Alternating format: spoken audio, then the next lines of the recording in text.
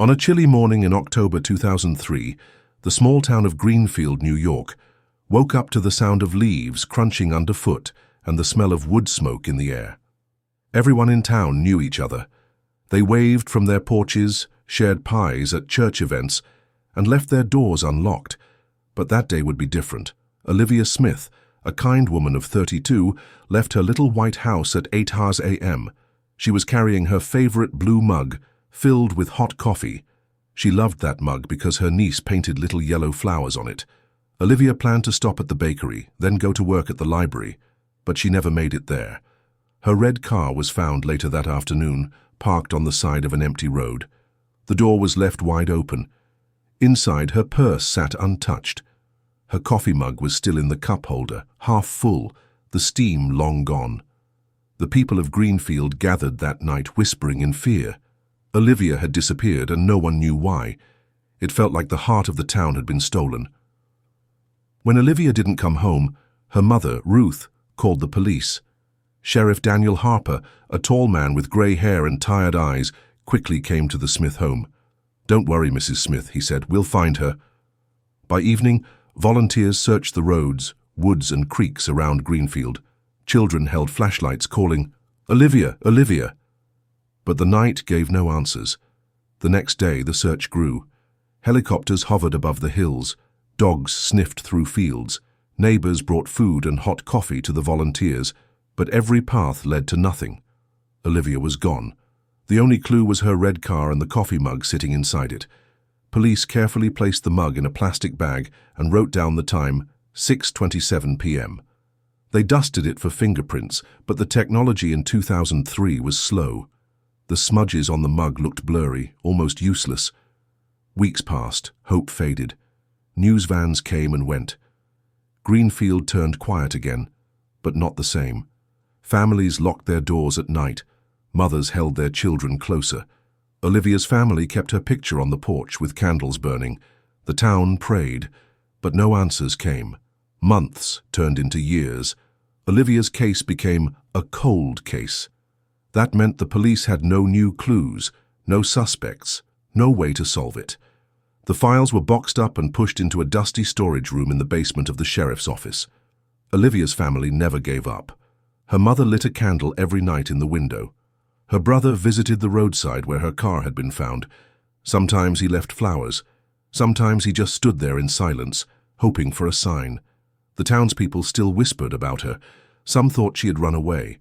Others believed something dark had happened. But no one really knew. Years later, new detectives joined the department. One of them was Detective Sarah Lewis, young and determined.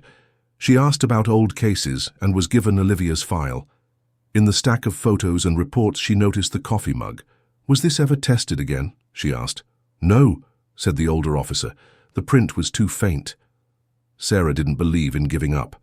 She sent the mug to the new forensic lab, where better machines could read fingerprints.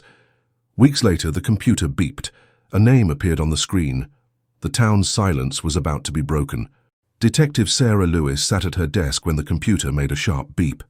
She leaned forward, her heart racing. On the screen was a name she had never seen in Olivia's file. Mark Turner, age 54. Mark wasn't in Greenfield back in 2003. He had lived in New York City, over 2 hours away. He had no reason to be in Olivia's town, or so everyone thought. The fingerprint from Olivia's blue mug was clear enough now for the computer to match. It wasn't a smudge anymore. It was proof. Sarah called Sheriff Harper. "We have something," she said. His voice grew quiet on the phone. "After all these years?" The sheriff drove to the station at once. Together they opened Olivia's file again. Photos of her car, the mug, and her smiling face stared back at them. "Mark Turner," the sheriff said slowly, as if testing the name. Why would his fingerprint be on her mug? No one knew, but the silence of the case had cracked. After 18 years, there was finally a new path to follow. The people of Greenfield were about to learn secrets they never imagined. Mark Turner was not a name anyone in Greenfield remembered. He wasn't a farmer. He wasn't a neighbor. He wasn't even in Olivia's circle of friends.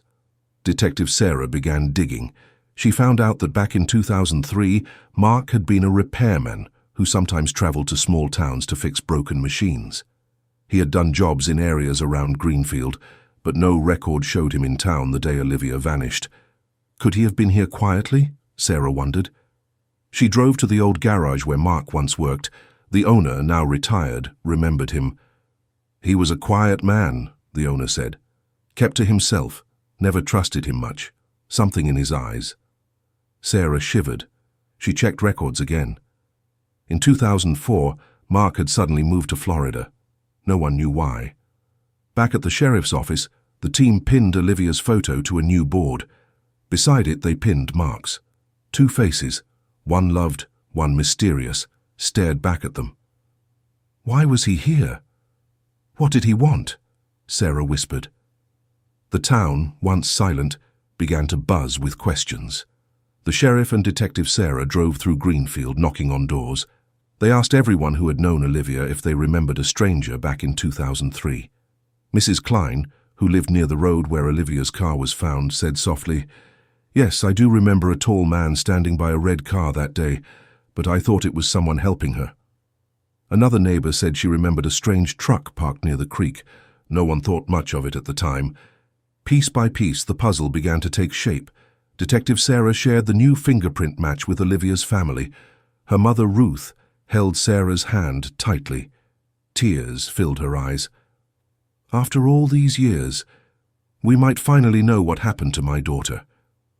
The sheriff promised Ruth they would not stop until they had answers. The next step was clear. They needed to find Mark Turner. In Florida, far from Greenfield, a knock was about to come on Mark's door, and with it the past he had tried to bury. In Florida, the sun burned hot on the streets. Palm trees swayed, and children splashed in pools. Far away from New York, Mark Turner lived in a small yellow house with peeling paint. Detective Sarah and Sheriff Harper worked with Florida police. They showed them the file, the fingerprint, and Olivia's picture. The Florida officers agreed to help. One morning, 2 police cars rolled quietly down Mark's street. Neighbors peeked through curtains as the officers stepped out. Mark was in his driveway washing his truck. When he saw the uniforms, his face turned pale. "Can I help you?" he asked, his voice shaking. "Mark Turner," an officer asked. "Yes," Mark replied. "You need to come with us. We have questions about a woman named Olivia Smith." Mark dropped the sponge from his hand. For a moment he froze. Then slowly he nodded. The past had finally caught up to him. At the police station, Mark sat in a small grey room. A camera blinked red in the corner. His hands were cuffed to the table. Detective Sarah and a Florida officer walked in. She placed Olivia's photo on the table. "Do you know this woman?" she asked. Mark stared at the picture. His lips trembled. "No, I've never seen her before." Sarah slid the photo of the blue mug across the table. "Your fingerprint was on this. You held this mug. Olivia's mug." Mark shook his head quickly. "It's a mistake. Must be wrong." But Sarah leaned closer. "It's not wrong, Mark. Science doesn't lie." For hours, she asked him questions. "Where were you in 2003? Why was your fingerprint there?" Mark sweated. He shifted in his seat. His story kept changing. Sarah could see fear in his eyes. She knew he was hiding something. Mark tried to stay calm, but the walls of the small room felt like they were closing in. Every question Sarah asked made him stumble. At first, he said he was never in Greenfield. Then he admitted he had been there once or twice. Later, he claimed he just passed through. Sarah watched him closely. His story was breaking apart like glass. Finally, she showed him a map. "This is where Olivia's car was found. This is where your fingerprint was lifted. Do you still want to say you weren't there?" Mark's shoulders sagged. His eyes filled with something between anger and fear. "I didn't mean for it to happen," he whispered. Sarah froze. The Florida officer leaned forward. "What do you mean, Mark? What happened?" Mark looked down at his hands. His voice was low, almost like a child confessing a secret. "I was there that day." The truth had started to slip out. Detective Sarah leaned forward. Her voice was calm but firm. "Tell us, Mark, what do you mean you were there?" Mark rubbed his hands together, his eyes darting to the camera in the corner. "I was driving through Greenfield. My truck broke down near the road. I saw a woman with a red car. She offered me coffee." Sarah placed Olivia's picture on the table again. "This woman?" Mark nodded slowly. "Yes, that's her. Olivia." His voice cracked as he continued. "She was kind. Too kind. She asked if I needed help. I told her I was fine.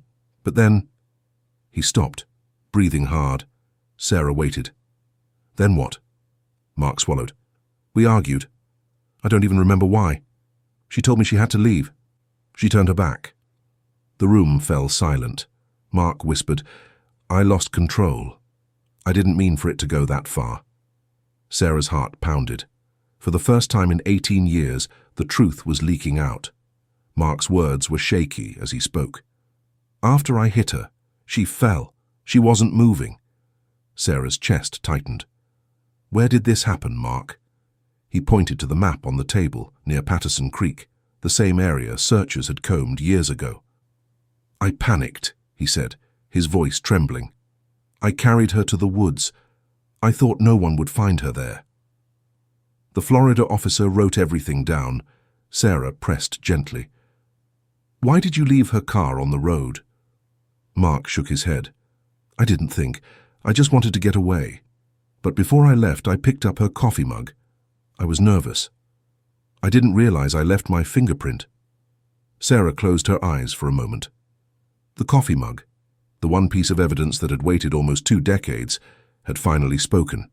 The missing hours of October 2003 were no longer missing. The confession was enough.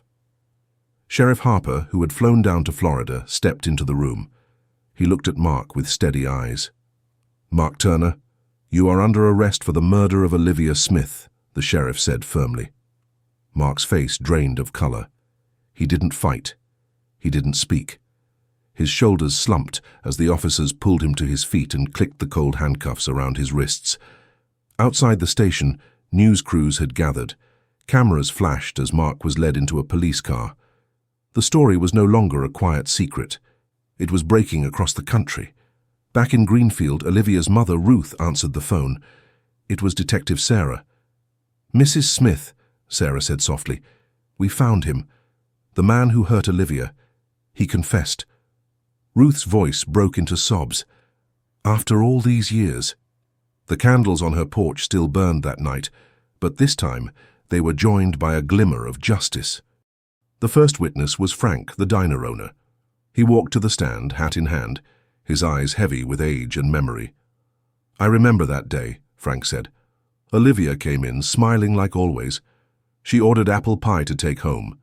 She had her favorite blue mug for coffee." He paused, voice breaking. "That was the last time I saw her alive."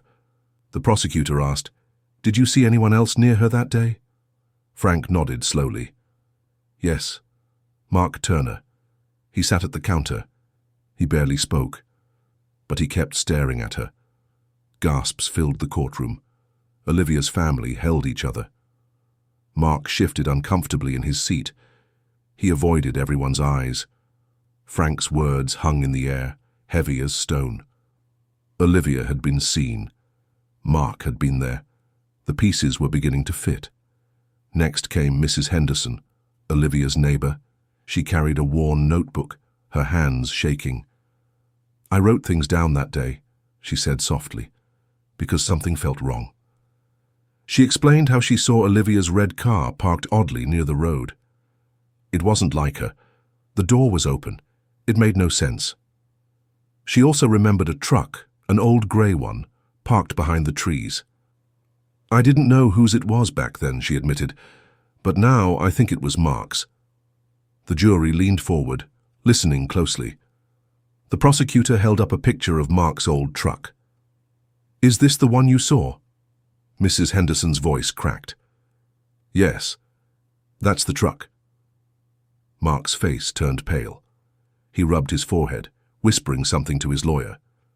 The truth was closing in tighter. Detective Sarah took the stand again.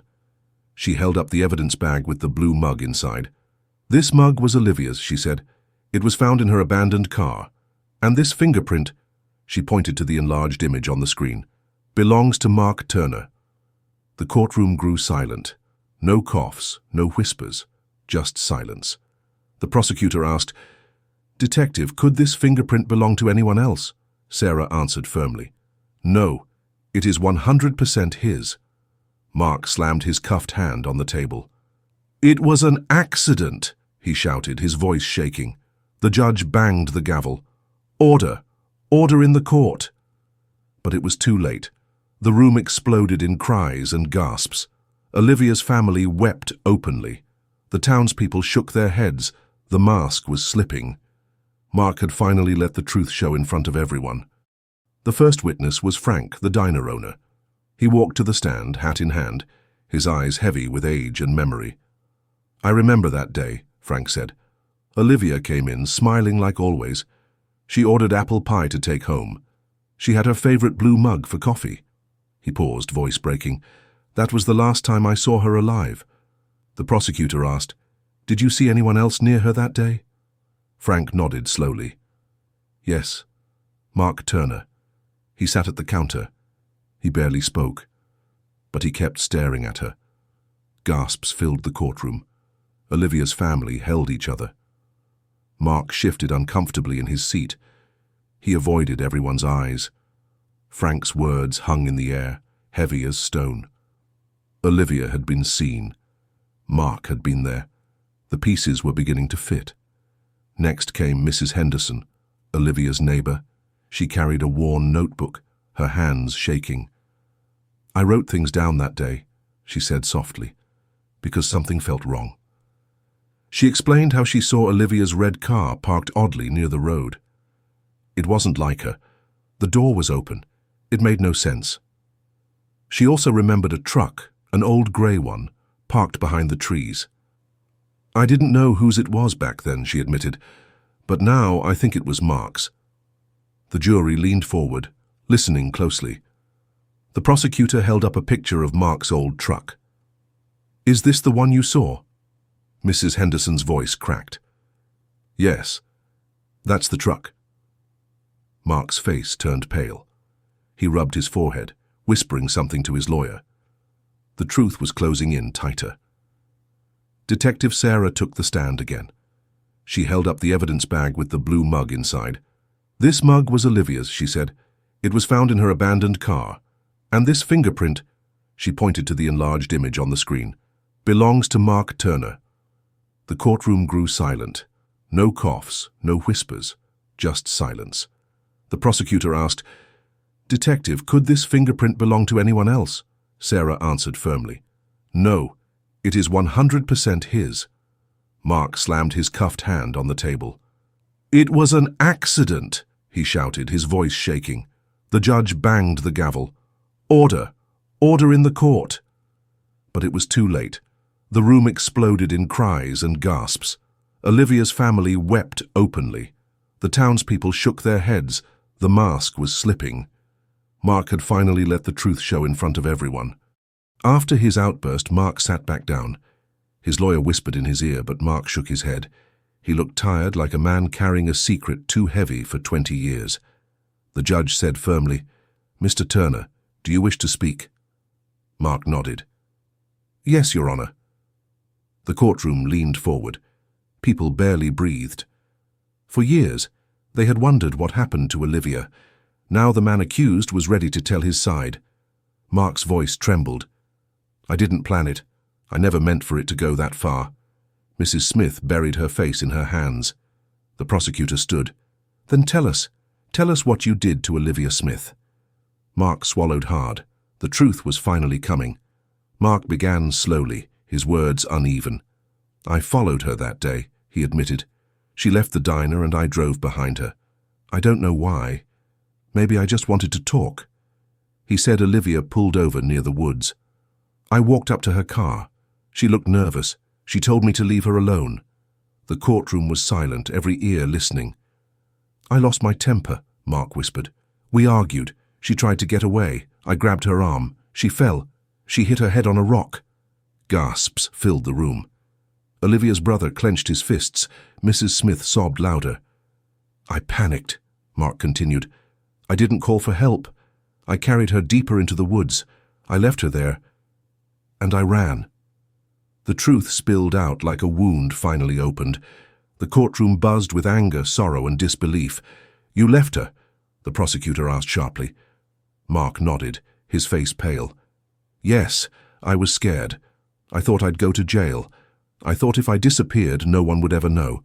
Detective Sarah stared at him, her jaw tight. "For 20 years you let her family suffer. You let the town wonder." Mark's eyes dropped.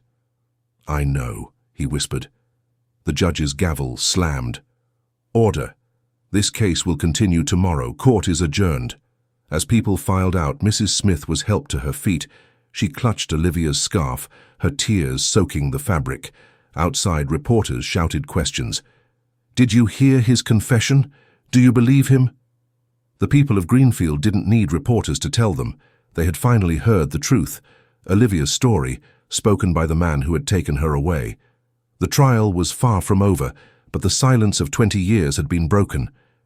The next day, the courtroom was packed again. This time, Mrs. Smith walked to the stand.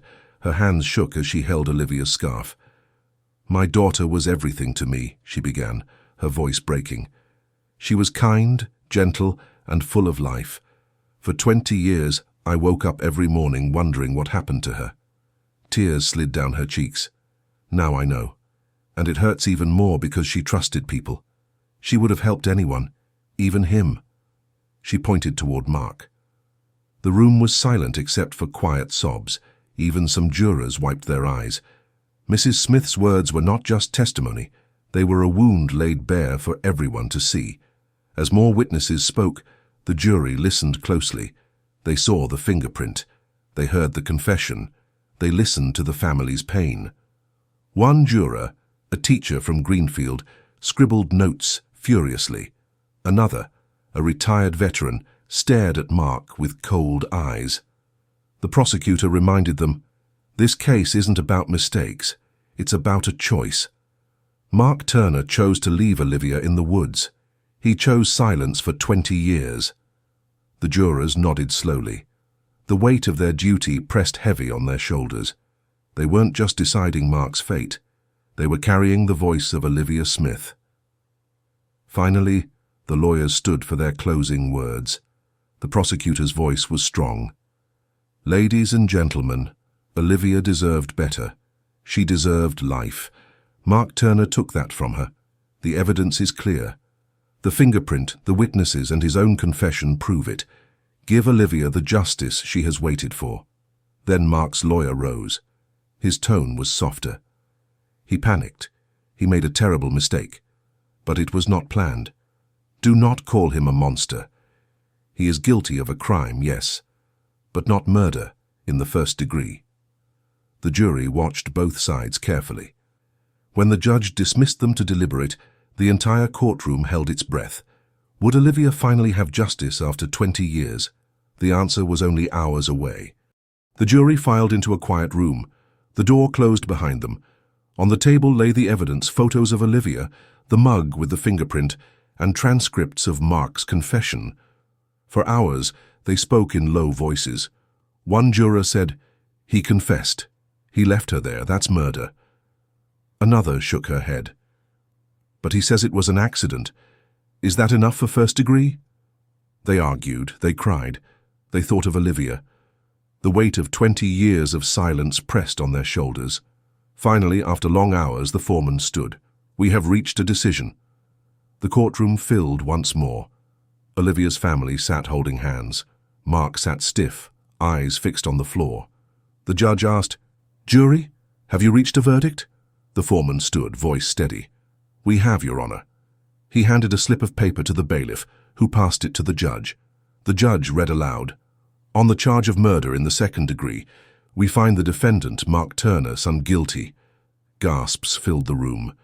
Mrs. Smith cried out, clutching her daughter's scarf.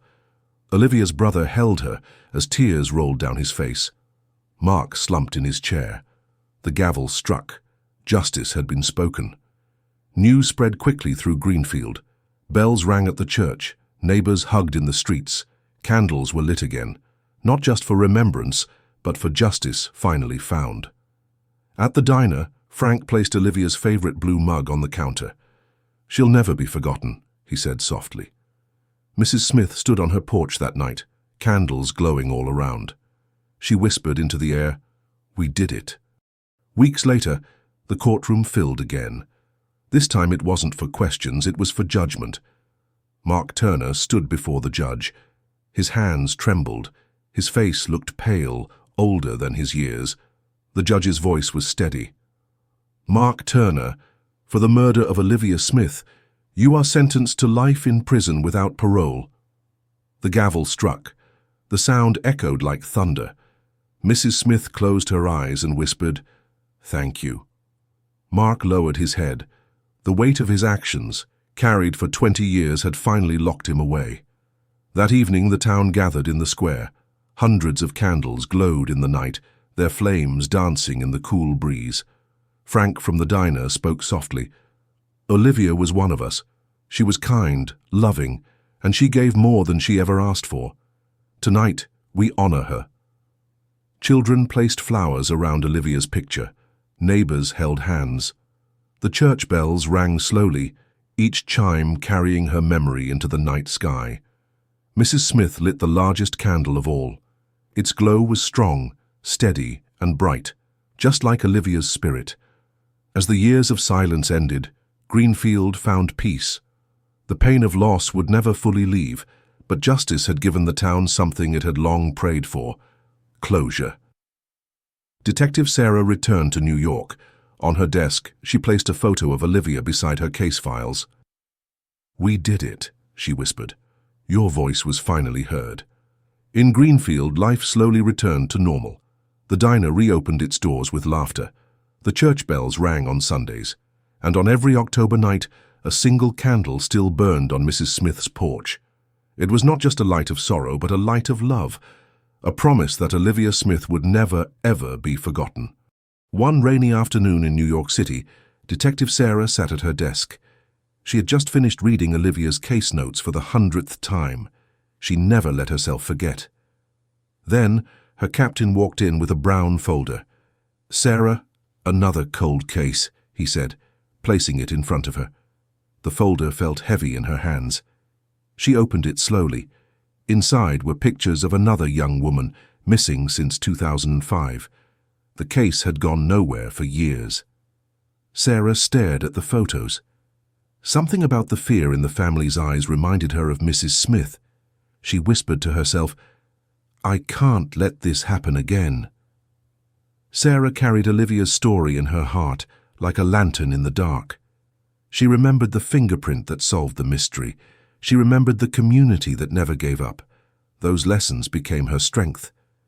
When she began working on the new case, she told her team, "No clue is too small. No lead is too weak. We owe it to her family to fight until the end." Her words lit a fire in the younger detectives. They had heard about the Olivia Smith case, the one that proved even after 20 years truth could rise. Back in Greenfield, people heard that Detective Sarah had taken on another case. The town gathered in the diner one evening, sipping coffee, talking quietly. "Do you think she'll solve this one too?" someone asked. Frank, the diner owner, nodded. "If she solved Olivia's, she'll solve this too. She carries hope like no one else." The townspeople agreed. They had seen what belief could do. They had lived through it. And so, Olivia's legacy stretched further than anyone expected. Her story had become a spark for justice in other places, other lives and other cold cases. Sarah sat under the glow of her desk lamp, flipping through the new case file. A photo caught her eye, a coffee cup, left behind in a car. Her breath caught. It was almost too familiar. Just like Olivia's case, an ordinary cup holding hidden secrets. She leaned closer. The lab report said, "Partial fingerprint, unmatched." Sarah whispered, "Not unmatched, just waiting." She sent the print into the national database, knowing it could take weeks. But she felt the same spark she had felt with Olivia's case. Hope. 2 months passed before the email came. Sarah opened it with shaking hands. Match found. The fingerprint on the cup belonged to a man named Peter Hayes, a drifter who had lived in several small towns, including Greenfield in the early 2000s. Her eyes widened. Greenfield, the same town where Olivia's life had ended. Sarah leaned back in her chair. 2 different cases, 2 different years, 1 town. It couldn't be a coincidence. Sarah drove back to Greenfield the next morning. The town hadn't seen her in years, but when she walked into the diner, the room went quiet. Frank poured her a cup of coffee. "Detective Taylor," he said softly, "is it happening again?" She nodded. "I need your help. There's another case, and it may be connected." The townspeople leaned in, their faces pale but determined. They remembered what it was like to fight for Olivia. This time, they would fight again. Sarah sat in the dusty archives of the Dutchess County Records Office. Boxes stacked high surrounded her. She flipped through old police logs from 2003. There it was, Peter Hayes' name. He had been stopped for a traffic violation on Route 44, just miles from where Olivia disappeared. Sarah felt her chest tighten. "He was here. He was right here," she whispered. The past was no longer silent. The files spoke, and what they said chilled her. Peter Hayes had been in Greenfield the very week Olivia vanished. Sarah spread a large map of Greenfield across the diner table. She marked Olivia's last known location with a red pin. Then she added Peter Hayes' traffic stop with a blue pin. The distance was less than 3 miles. Frank leaned over her shoulder. "That's too close to be nothing." Others in the diner nodded, fear returning to their eyes. Sarah looked at the map, her voice steady but grim. "He was in her world. We just didn't see him. And if he's tied to the 2005 case, then Olivia's story may not be fully closed." Late one night, Sarah received a call from a woman in another county. Her voice trembled. "My name is Anna. Years ago, Peter Hayes gave me a ride when my car broke down. Something about him scared me. I managed to get away, but I never told anyone." Sarah listened carefully, her heart racing. Anna's story was short, but it added weight. Peter Hayes wasn't just a drifter. He was a predator who had slipped through cracks for too long.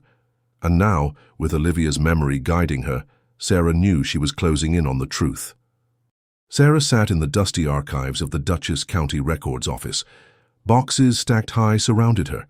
She flipped through old police logs from 2003. There it was, Peter Hayes' name. He had been stopped for a traffic violation on Route 44, just miles from where Olivia disappeared. Sarah felt her chest tighten. "He was here. He was right here," she whispered. The past was no longer silent. The files spoke, and what they said chilled her. Peter Hayes had been in Greenfield the very week Olivia vanished. Sarah spread a large map of Greenfield across the diner table. She marked Olivia's last known location with a red pin. Then she added Peter Hayes' traffic stop with a blue pin. The distance was less than 3 miles.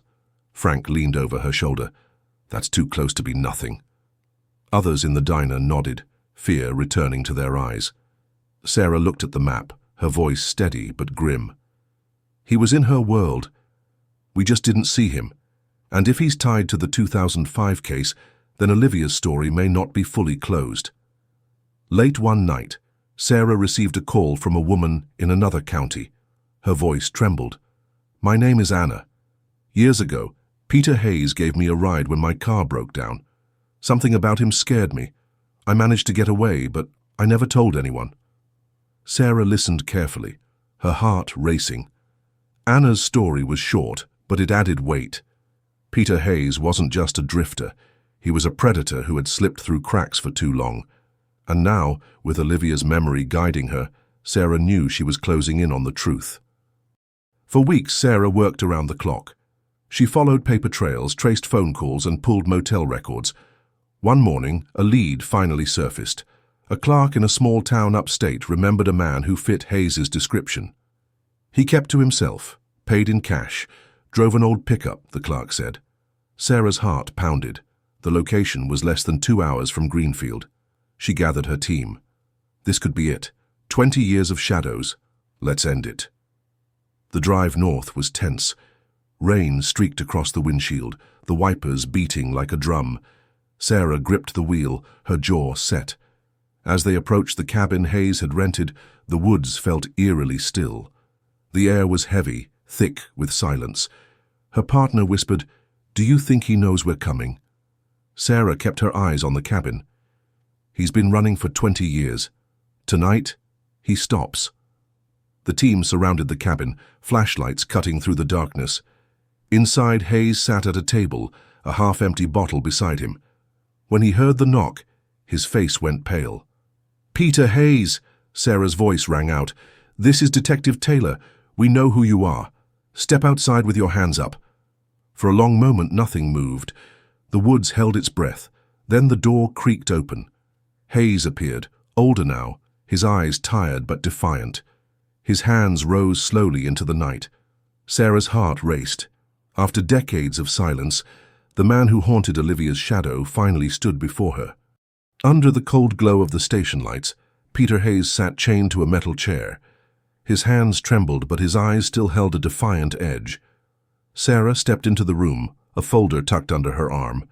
She placed photos of Olivia and the 2005 victim on the table. "You were there, Peter. We have your prints, your DNA, your history." For a moment, silence filled the room. Then Hayes smirked. "You think you know me? You don't. You don't know how many towns, how many nights." Sarah leaned forward, voice low but sharp. "Then tell us. Tell us everything." The hours that followed were some of the darkest of Sarah's career. Hayes spoke in a cold, detached voice, as if his victims were just forgotten names. He admitted to being in Greenfield the night Olivia vanished. "She wasn't supposed to die," he muttered. "But when she screamed, I panicked. I left her there." He listed other towns, other names, some long buried in unsolved files. Each word was a knife to the families still waiting for answers. Sarah wrote every detail, her chest heavy. She wanted to scream at him, but she stayed steady. She wasn't just hearing his confession, she was gathering the voices of the silenced. When word spread that Hayes had confessed, Greenfield stirred like it hadn't in years. People gathered at the diner, at the church, at Mrs. Smith's porch. "He admitted it," Frank told a crowd. "He said her name, Olivia's name." Tears flowed freely. For years they had wondered if her death was an accident or a cruel twist of fate. Now they knew the truth. Mrs. Smith whispered, "At last." He spoke her name. "At last she can rest." The town braced itself for the final chapter, Hayes's trial. Justice for Olivia was no longer just a dream. It was days away. The courtroom was silent as the judge read the verdict. Every breath felt heavy, every second stretched like hours. "Guilty on all counts." The words rang through the room like church bells. Mrs. Smith covered her face and wept. Frank held her hand, whispering, "It's over. Olivia has justice now." Peter Hayes sat still, his face pale. The chains around his wrists clinked as guards led him away. For the first time, he looked small, just a man, not the monster who had haunted Greenfield for 20 years.